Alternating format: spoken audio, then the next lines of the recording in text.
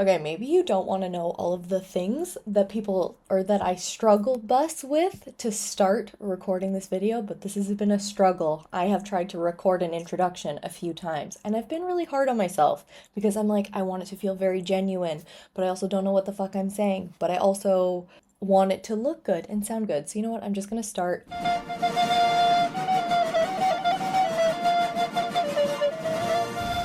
Something that I wanted to chat about today was PMS and PMDD. So, if you don't know what PMDD is, PMDD stands for premenstrual dysphoric disorder. Now, I am going to let you know that I've never been formally diagnosed by a doctor. Have I talked to my doctor about it? Yes. Have I talked to a naturopath about it? Yes. But I've never gotten formally diagnosed, although I can let you know from the research that I've done and from the podcasts that I've listened to that I'm pretty sure that I do have some version of premenstrual dysphoric disorder. Just wanted to quickly say that the way that I've understood PMDD is like PMS symptoms, but on crack, and more elevated and severe symptoms in specific categories. So let's look here. Common symptoms. Common symptoms of PMDD include depressed mood, sadness, hopelessness, increased anxiety, tension, mood swings, self-critical thoughts, frequent or sudden tearfulness. Oh my gosh, this is totally me. Increased irritability, anger, or both, conflict with family, decreased interest in normal activities, concentration problems, fatigue, lack of energy, changes in appetite, changes in sleep. I'm sorry, there's a long list. Feeling overwhelmed and out of control, physical symptoms such as breast swelling or tenderness. Now, I think one could argue that these sound like a lot of PMS symptoms. So it's interesting. Let's just see, like, what's the difference between PMS and PMDD? They are both conditions that affect women in the days or weeks before their menstrual period. Severity. PMS is mild to moderate symptoms. PMDD is severe symptoms that can severely impact work, relationships, and overall well-being. With PMS, your symptoms include bloating, breast tenderness, mood swings, irritability, and fatigue. PMDD, in addition to those symptoms, it can cause severe depression, anxiety, anger, difficulty concentrating, and changes in appetite or sleep patterns. So, Brenna did it again, where she was decently correct. Like I said, PMS on crack. And I have known for a really long time that I have PMDD, but it's almost like people say in the sense that when you give birth to a child, it's so incredibly painful, but then you kind of forget how painful it is over time and you'll just have another one. I don't know if I'm correct or incorrect. I've never had a child. But I think that sometimes with PMDD, when I'm not PMSing and I'm not experiencing those symptoms, I just like forget how bad it is because there are some days when you're like ovulating that you feel amazing and you're so happy and you're like, I am the sickest person in this world. I am so confident. I'm amazing. I could just fly. Or, like you feel like you're hot shit and it feels wonderful. And then you fucking go to the other end of the spectrum and you're genuinely crying a lot or you feel really out of control, you feel really irritable, things are making you angry, you feel very insecure, you feel very small, and you also can like have a tendency to become really depressed or really anxious. And so genuinely I've experienced those PMDD symptoms for quite consistent periods. And it's funny because I was reading a journal entry that I wrote probably 6 years ago, and I wrote in it, Brenna, don't forget. It was like, Brenna, don't forget a few things. Eating a balanced diet makes you feel good. Sleeping 8 hours makes you feel amazing. Okay, it wasn't like that. I forget exactly. Oh, wait. Okay, so funny. So I have it here in a journal that I'm now using for like writing down my tasks. Some things that I know about myself, and it doesn't matter who I'm with, as in like who I'm dating. I will see the same patterns over and over. I need to take some accountability and just write down what I need and who I am because this was at a time when I was, well, Eckhart Tolle would argue that who you are is a silly question because who you are is I am. Like, who am I? I am. I am in every present moment. That's a conversation for another time. But these were the needs that I wrote down as I was on my journey of trying to understand what it is that I needed in a relationship so that I didn't run into the same pattern where I was choosing someone that I actually wasn't compatible with. That's also another great story for another time, my dating history, because I have quite a lot of experience going from relationship to relationship to relationship, but it was a lot of learning. There were like 5 boyfriends back to back. So story time for another time. Let me know if you want to hear about it in the comments. Okay, so this is what I wrote. I can't not talk about it. Don't go to bed angry. Talk it out in person. I have a deep fear of rejection and abandonment. I am afraid of the answer no because I'm used to getting my way. Very honest, Bruna. And then I get PMS very badly. So I have been writing that for a long time. And I really started to take it seriously maybe a year ago, where I was like, the way that I'm behaving and the way that I feel is not normal. I don't want to be medicated. I really want to figure out how I can work through these symptoms on my own so that I can have better PMS days, so that I can have a better period, so that I don't have to suffer, so that I'm not depressed and like tearing myself apart and feeling super low and feeling super small.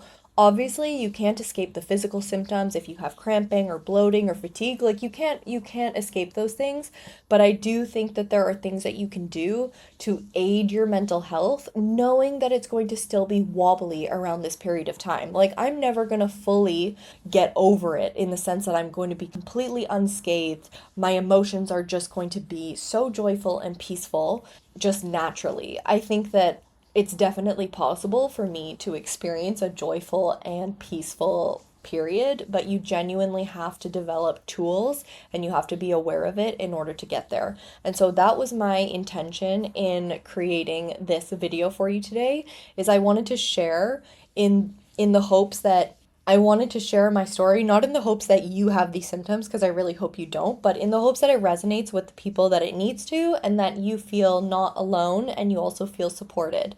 And I think you just even tuning into this video and listening to me is a great first step, because it means that you're aware of the fact that something's not right and that you also don't want to continue living like this. Like you do want to do something different and you do want to figure out how to do things better. And I think that's really amazing. So genuinely give yourself a pat on the back. And I'm letting you know I'm like day 2 into my swing of PMDD symptoms. So today I felt like very irritable and angry, and I also have felt insecure. I've also felt like very tearful just randomly. I had a really good cry today, but also I had some sad cries before that.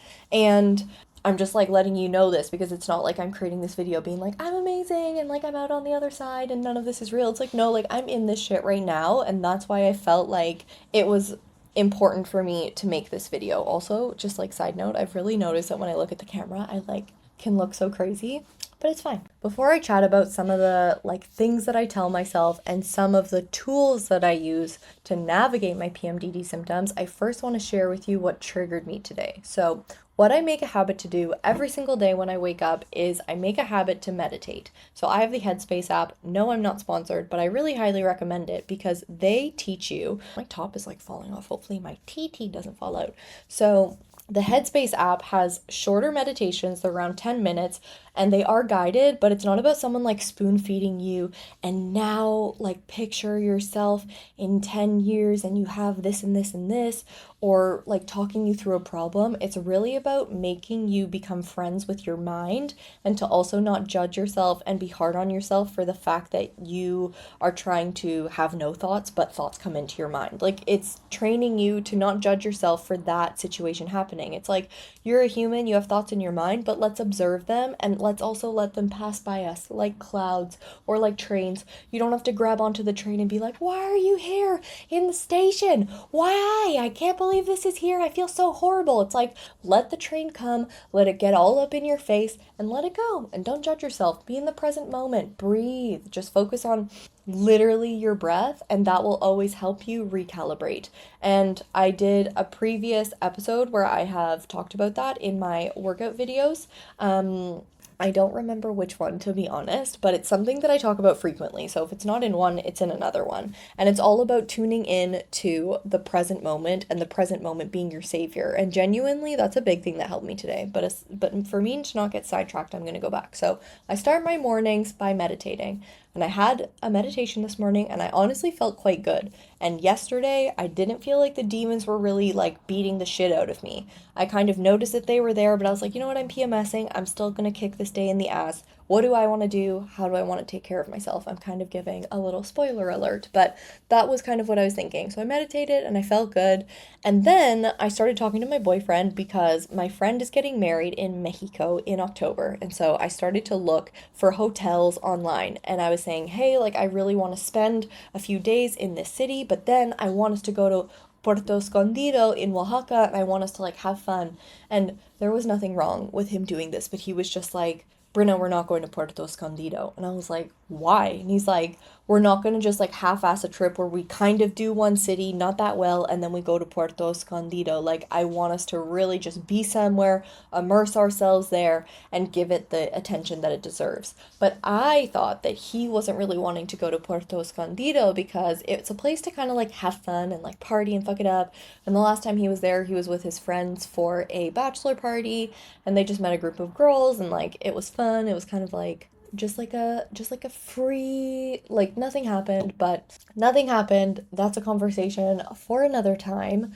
But it's more like great if you are single and you want to fuck it up, but also there's nothing wrong with you going there with your partner and you guys dancing and going out and fucking it up. So I kind of started to take it personal, or I was a little bit like, why don't you want to go to Puerto Escondido with me? I literally just thought it was obvious that we were going to go there because where the wedding is quite close. And for him, he was just like, where's the rationale in that? Like, if we're going to Mexico for like 2 weeks or a month, then yes, maybe it makes sense. But like, you haven't even told me how long we're going to this trip for. So for me to not bog you down with all of the details, can you see? This situation is literally like non-existent. There's nothing really wrong. We're just communicating about what type of trip that we want to have.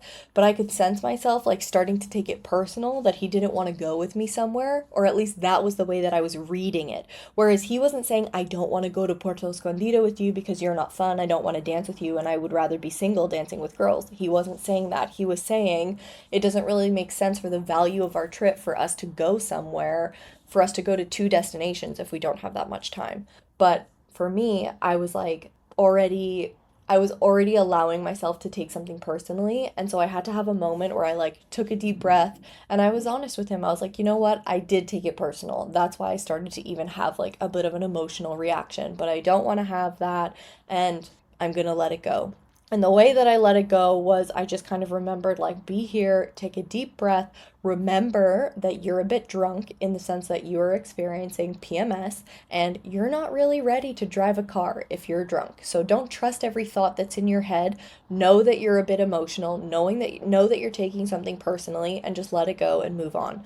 Now, quick caveat here. Caviar. Quick caveat is that previously, I would have beat myself up so hard for like having an emotional reaction, for getting upset or getting angry. I would have felt bad, or I would have just like stayed in the muck for such a long time, and I would have started to attach to the thoughts in my head about me feeling hurt or me feeling offended that he didn't want to go somewhere with me, and I would still try to prove in my head that I was right, that my thought about you don't want to go to Puerto Escondido with me was true, even though he was literally telling me that it wasn't. And it's because our egos want those identities to be true. Our ego is trying to prove that these ideas that we have about ourselves, these limiting beliefs that we're not good enough, or we're going to be rejected, or people don't actually want us, or people are going to hurt us, that your ego wants those things to be true because it's like a protective mechanism. Because if you've spent so much of your life having a low self-esteem or like being comfortable with negative beliefs, that when you're starting to go on your growth journey, it's going to feel really threatening to your ego because he's going to be shrinking. He's not going to be getting fed the food that he wants to survive. Of course, like you on your self-love journey and you confronting these things and you like dealing with the muckiness and the gunkiness of this kind of stuff, it's not going to feel amazing. It's going to feel really confusing because you're going into unknown territory and it's not going to feel nice. It feels actually much better and much easier for you to feel shitty because that you actually know really well. For me, I became way too comfortable with feeling anxious, with feeling fearful, with feeling poorly about myself. And I finally just said, like, enough though. I'm not actually happy being this way. It's more comfortable. I have this like little demon inside of me that still clings to feeling like that sometimes, but I'm becoming more aware of it. So in certain situations, I can say, aha, that voice is attaching to these limiting beliefs because it wants to feel safe. But you know what? I'm not safe here. I'm miserable here and I don't want this. So how can I move forward? Well, I can not judge myself for the fact that I'm feeling these things. I can just let it be. I can observe it. And then I can remind myself that I'm in the present moment and that who I am is completely new right now. I am renewed every single second, and every single second I have a choice to regulate my emotions, to take a deep breath, and to move forward in a way way that's different from before. So those are some of the things that I kind of like tell myself, and genuinely, I feel like I have a hair in my mouth, and genuinely just know that this is not going to happen overnight. Like, I'm making a video now, but like I've struggled months and months with this, and you're going to take a few steps forward and then you're going to take a few steps back. Like, progress is not linear. It fucking is clunky, but eventually the general trajectory is that you are going up. So that was the first trigger today. And then let me even think about the second one. Okay. And then later in the day, we were talking about our trip to Mexico, not for the wedding, one that we're going to in a few days. And or maybe by the time that I post this video, we've already gone to Mexico, and I have way more stories about Mexico. But not pre-programming it. I'm prepared if there are cool things that I want to chat about if I've been triggered, because I am aware that in my healing journey I'll be triggered by things, but I'm not like pre-programming this fear of like, oh my God, I want to have the perfect trip. No. Again, I'll observe what happens. I'll allow things to come into my view, and I will deal with them when they come. But essentially, my boyfriend was chatting with his best friend, and they were talking about what they wanted to do. Now, I am visiting Mexico and his family for the first time. Like, I've been to Mexico before, but I haven't met his family. So this is a really exciting trip. And I know that the majority of the trip we're going to be together, but also like we're going back to my boyfriend's hometown. So if he wants to go and spend some time, like a day or an afternoon with his friends, like he should be able to do that in the same way that if I had a friend visiting me, or I went back home and I was visiting my partner, that it would be really nice for me to have some like girl on girl time. Like, I think that that's just normal. That it's not expected that you're supposed to do everything with your partner. But if you have PMDD, or you just are you're just an anxiously attached person, then sometimes this will trigger you, because if your boyfriend wants to do things without you that are perfectly healthy, you'll be thinking, what the fuck is going on? I'm losing you. You want to cheat on me, and I'm not good enough, and I suck. And you just totally forget your worth. So it's not a Cheeto situation. It's not cool. And so he was saying to me, you know, Brenna, like, you really got along with my friend's girlfriend. Like, you should go out for like an evening, or you should go out with her and like spend some time with her. And in my head, immediately my little demon voice was like, he's just saying that because he wants to go out and be free of you, and he doesn't want to be with you, and he wants to like go fuck it up and like go be with other girls. Genuinely, that's what the voice told me. So now you see why I'm just being totally real with you on this channel. That's where my mind went. And obviously, I've done a lot of work to be able to allow that. Like, let's say that thought was a train, to allow that train to enter the station and to be like, oh, okay, let it be. It's okay. But I know that that train is not true. But also sometimes I like totally attach to the train, because I think that I can't possibly have thought something if it's not real. And then I look for every sign to tell me that it's accurate. And so I started to just get like hurt for no reason, because my narrative was the one that I was going with, as opposed to really acknowledging who my boyfriend was and who I know him to be, which I know that he would never do anything that disrespects our relationship or that disrespects me. And I also know that if he wanted to spend time with his friends, he would just tell me. He would just say, Brenna, I really want to spend a night with my friend. But obviously he would never do it in a way where like I'm left to my own devices, especially in a country where I don't know anybody and I don't have any friends. But for him, he was just thinking like, I think it would be really nice for you to have some like girl time and connect with this girl, because you guys seem to really vibe. And he's right. I really did connect with this girl. And I think I'm in a place where I am wanting to pour more water on my female friendships. And I do miss like a certain level of female interaction. There's something really beautiful about it, especially if you find like the right people that really like make you feel safe, but also you can be yourself and you can just enjoy things and you can be a girl, just like you gotta let boys be boys and you gotta let dudes be dudes. Not to be like super gendery, not to be super gender binary, just like stick with me. You know what I mean? And so it's just the general principle of like time with your friends is great, and you can't assume your partner fulfills every single need for you and that you don't need anything else besides your partner. Same way that they tell you when you have investments to not put all of your money in one thing. Yes, I'm speaking to the people that put all their money in crypto. That's very ballsy of you. But people always say diversify your portfolio, because if one stock goes down, then you have no money. So in the same way that in relationships, you want to diversify and you want to be able to have like an enriching community of people with different perspectives that fulfill different needs for you, you know? It can't be all just on your partner. And the hilarious thing is that I'm saying this being like, eat your own words, Brenna, because sometimes I like cling on to my partner and I get afraid of losing him because it's just my fear. When I actually remember who he is and how beautiful our relationship is and how deep our love is, like I could really bet money on the words that he has said to me and on the connection and the life that we are building together. And mind you, like I'm saying this for people, and mind you, like I'm saying this being in like an extremely secure relationship, even though I'm working on healing myself to become more of a secure person, but I'm in a partnership where I don't have any doubts about our compatibility, and I know that this is my life partner.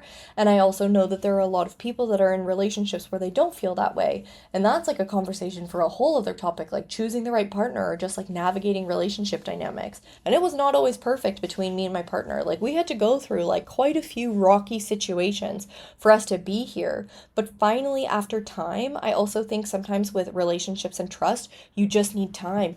You need different experiences to show you how they've shown up, how you've shown up, and to really clarify for you, like, am I for this person and am I going to continue to be my best self for this person? Yes. And is this person doing the same thing for me and do they have the same intentions for me? So I think that time really does expose that truth. To go back to the story though, essentially, I really started to lose my shit and I started to cry. And I was like, I know that I'm listening to the egoic and the hurt voice in my head that's telling me that you made the comment about me hanging out with a girl because you want to fuck it up with your boys and you don't want me. I know that that voice isn't true. And I know what's actually happening is like, you are just suggesting to me that it might be nice for me to do this thing. And also, yeah, it's also nice for you to hang out with your broskies. And I really started to cry because him and I have had a lot of conversations about like attraction to other people in relationships and how that's very normal. And I think that I feel this deep fear, and I wonder if maybe it resonates with some of you, that I feel this deep fear that by letting him go out of my sight, that now he's not going to want me, or he's going to find someone that's better, or he's going to enjoy someone else's company. And I just want to be the only thing for him, and I want to be the main thing that fulfills him. And I think that's a very like egoic, and one could argue only child kind of thing. I am an only child, and it's something that I'm aware of and working on. But I think we all want to feel special for someone. But I think you also need to keep it real that one person can't possibly fulfill all of that. And you can, just like you're in a relationship, you're still allowed to, and I would argue it's healthy to acknowledge that other people are attractive, to interact with other people, because you just want the freedom to be yourself. And you want the freedom to experience the world as you, not putting yourself into a container because you're afraid of what the other person might think, because they're jealous or insecure, you know? And it's a good topic to talk about another time, because him and I have talked about not like an open relationship, but about like, even if technically he were to do something with another girl, it's not even in the box of love or him evaluating them as a relationship partner. Now, it would be if he didn't have all of his needs met by me, but he wouldn't even be in a relationship if the person that he was choosing didn't fulfill him completely. So for him, he's like, you check all of my boxes. I'm not going to now be looking for someone else to check all of the boxes because you already do that for me. If I'm interested in another girl and like if something were to happen, that's just fulfilling like the part of me that loves interacting with women and that just loves women, and I love celebrating women, and I think women are amazing, and I love like flirting and going out and interacting with women. Like that's just a part of my nature. So one could say that he was quite a womanizer before he met me, and no, he did not want a relationship with me. We met each other very serendipitously, and both of us were not looking for a relationship. So conversation for another time, sidebar that, blah blah blah. But now you're getting a little bit more information about why I was like starting to freak out, being like, and I think that you want to be with other girls, and I just feel that I can't handle that. Like it really triggers me and it challenges my idea of my self-worth and my value. And he's like, but why? You know that like you are sacred, like you are in a safe place. There's nobody that is competing with you. It's completely different. And that's where we get into like holding dualities and navigating black and white, and also just the complexity of life, which is mostly shades of gray. And so, what happened when I was getting quite overwhelmed is I ended up just going to the bed with him, and I lay down and I just started breathing and I started crying, because I think that something that you need to do when you're going through PMDD, or just when you're not even PMSing, but you're just dealing with emotions, is you need to allow yourself to feel them, because you need to allow yourself to go through them, and then you can regulate your system. But don't try and stifle everything down. Don't try and suffocate yourself. You need to let it out. So I was crying. I was letting out these like very cathartic breaths.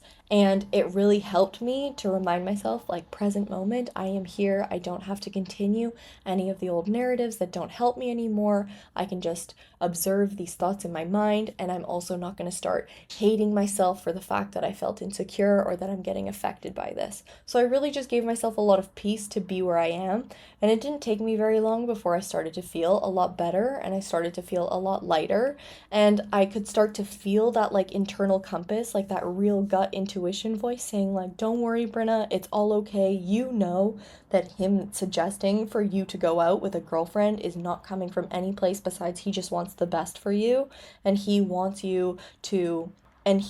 you to enjoy your relationship with other women. And also, yes, he'll also enjoy his time with his friends, which, if the roles were reversed, I would want my partner to be totally secure that would also support that. Of like, yes, fuck it up. We don't have to spend every moment with each other. Go enjoy your friends. And I also think that that breathes life into the relationship, because you feel free, you feel like you're trusted to be who you are, and it makes you want the other person more. So let me know your experiences with kind of things like that, like letting go and just allowing the person to be who they are, not controlling them, just wanting the best for them, and you also reflecting that towards yourself as well, you wanting the best thing for yourself. And so that was a little situation that triggered me. And later in the day, I also felt just like very irritable and angry. I was cleaning the house and my partner was working, and I was like, why are you, in my head, I was thinking, you should be helping me, or like, I'm just doing all the stuff around the house and like, you're not doing anything. And I had to mentally check with myself of like, Brenna, you chose to clean the house, and you need to do these things from the goodness of your heart, or because you want to do them without expectation from anyone else. And I think that that's also just a huge good learning lesson for life, of like, do things for yourself, don't expect a reaction from anyone, because you're always going to be disappointed, or like 99% you're going to be disappointed. Don't have expectations. They are the antichrist. And so essentially, all of this stuff to say that these can be triggers that happen when you're on when you're PMSing or when you're not, but definitely if you have PMDD or you get PMS really badly, that you in your head can feel so horrible, and you can feel so helpless, like you don't know possibly how you're going to get out. And I just want to say that I hear you. And the one thing I'll say is like, I've chosen to look at me having these symptoms as a blessing, because how else would I work on my relationship with myself if I wasn't getting confronted with insecurities and limiting beliefs? It really pushes you into survival mode, because you're like, holy fuck, I don't want to live like this anymore. I don't want to experience life like this. I need to figure out how to treat myself better. And so something that I try to do is I also just try to take it easy on myself. I try to ask myself, like, what do you want to do? Do you really want to push yourself and you want to work, or do you want to like watch a show and cook banana bread, or do you want to go to the bead store down the street and make a necklace for yourself and for your loved ones? Like, I think just don't put so much pressure on yourself. Allow yourself to just like take it easy. Allow yourself to not compete with other people in terms of what they're doing. You don't have to push yourself. Do it if it makes you feel good. Move in a way that doesn't stress you out, that makes you feel good. Or if you do feel like you need to kick your butt a little bit, like that would help you, then do that. You know, it's just about listening to what you really need. And if you're like, Bernat, I haven't developed that voice, like I totally hear you, but it takes time. So you just need to start little by little. Start asking yourself that question now of like, what do I really think that I want, or what could I use right now? Maybe it's a bath, maybe it's to read a book, maybe it's to go for a little walk, maybe it's to go to the grocery store and like make a nice dinner. I have no idea, but just like find ways to super center joy for yourself in whatever small way, medium way that looks like, and just really use it as a time to shower yourself with love and to take care of yourself. And also remind yourself, I'm drunk, I can't be driving a car. Like right now, I cannot trust my thoughts. They are not reliable. They are fucking jumping all over the place. I'm angry, I'm sad, I'm crying, all at once. And really try and just be aware of it. Take moments throughout the day to breathe and to be conscious of your breath and to remind yourself that you're in the present moment and that you are here and you don't have to carry any narratives that are not serving you. And you might have to do it a lot more during this period of time, because I felt really great after my big cry session, but then I still had a moment later where I felt super fucking angry and irritable, and I had to like work on it and calm myself. And I think there's nothing wrong with admitting like where your brain is going or what thoughts you're having or that you're feeling insecure or angry. There's nothing wrong with feeling those ways. It's just the way in which you deal with it. And so you can definitely acknowledge those thoughts and be like, you know what, that train, it was saying this, but I'm going to observe it and I'm going to let it go. And allowing yourself to continually do that will finally allow you to reach more levels of peace with yourself. So take your PMDD as a blessing to treat yourself with love and to really do some healing work. And it's going to take time. My PMDD was horrible, horrible, horrible. Like 4 months ago, I genuinely felt so depressed. I felt like I couldn't be here. I felt so hopeless and so alone. And I totally, totally empathize with you, and I know that it's super hard. Just put one foot in front of the other. You're not going to get it perfect, but just remember that it is teaching you to go inward into yourself. What do you need? Start observing your mind, and don't judge yourself for the emotions that you have. So essentially, I think that's what I wanted to share today, and let me know in the comments how this video resonated with you. I would love to hear more stories from people that have really hard emotional periods, and just know that you're not alone, and this is a great opportunity for you to shower yourself with more kindness and more compassion, more mindfulness, and more healing. Thank you for watching this video. If you enjoyed it, please hit the like button and the bell notification icon.